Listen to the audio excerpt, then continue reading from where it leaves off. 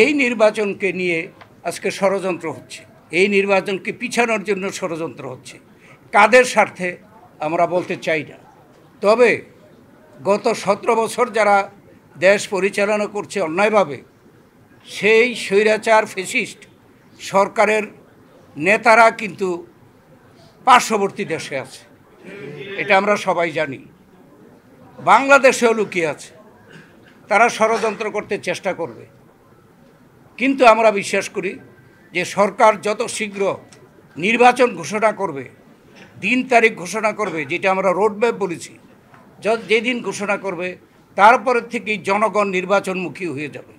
এবং জনগণ যখন নির্বাচনমুখী হয়ে যাবে তখন কিন্তু আর কোনো ষড়যন্ত্র কাজে দিবে না, জনগণই ষড়যন্ত্রকে মোকাবেলা করবে। অতএব যারা আমাদের এই দাবিকে, যে আমরা নির্বাচন চাই যত দ্রুত সম্ভব, কেউ কেউ মিস ইন্টারপ্রেট করে যে আমরা নাকি ক্ষমতার জন্য নির্বাচন চাই। আমরা তো দল হিসাবে ক্ষমতার জন্য কখনো আমরা চেষ্টা করেছি বা গায়ের জোরে থেকেছি, এটার রেকর্ড নাই।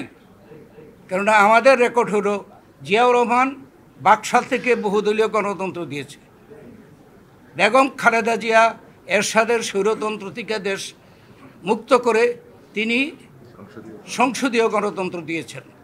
এবং বেগম খালেদা জিয়া বাংলাদেশে যাতে করে সুষ্ঠু নিরপেক্ষ নির্বাচন হতে পারে তার জন্য নিরপেক্ষ একটি তত্ত্বাবধায়ক সরকারের ব্যবস্থা চালু করেছিলেন। এই শেখ হাসিনা সেই তত্ত্বাবধায়ক সরকার বাতিল করে দিয়েছিল। এই যে বর্তমানে হাইকোর্ট এই তত্ত্বাবধায়ক সরকার পুনরায় বহাল করার জন্য ব্যবস্থা করেছে। অতএব এই তত্ত্বাবধায়ক সরকার বিএনপি করেছে, জোর করে ক্ষমতায় যাওয়ার জন্য না। এবং বেগম খালেদা জিয়া স্বেচ্ছায় ক্ষমতা ছেড়ে দিয়ে তত্ত্বাবধায়ক সরকার বসিয়ে নির্বাচন করেছে।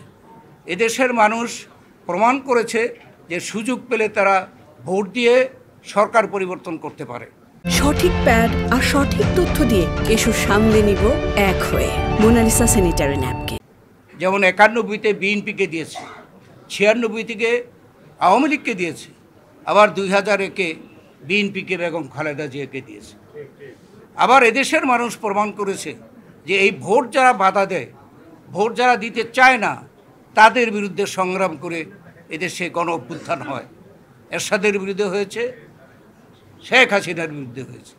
অতএব আমরা এই বর্তমানে যারা সরকারে, তাদেরকে বলতে চাই যে এই উদাহরণগুলোকে আপনারা স্মরণ করে অনতিবিলম্বে আপনারা নির্বাচন দেন। একটা সংস্কারের কথা বলা হচ্ছে, তো সংস্কার তো বিএনপি এই সরকার আইসে যখন সংস্কার চিন্তা করেছে, তার 1 বছর আগে বিএনপি 31 দফা সংস্কার এটা জনগণের জন্য ঘোষণা করেছে। তবে সংস্কার কখনো নির্ধারিত সময়ের মধ্যে শেষ হয় না। এই সরকার যে বলবে যে আমরা এই সংস্কার করব, এতদিনের মধ্যে করব, এটা হতে পারে না। সংস্কার একটা চলমান প্রক্রিয়া।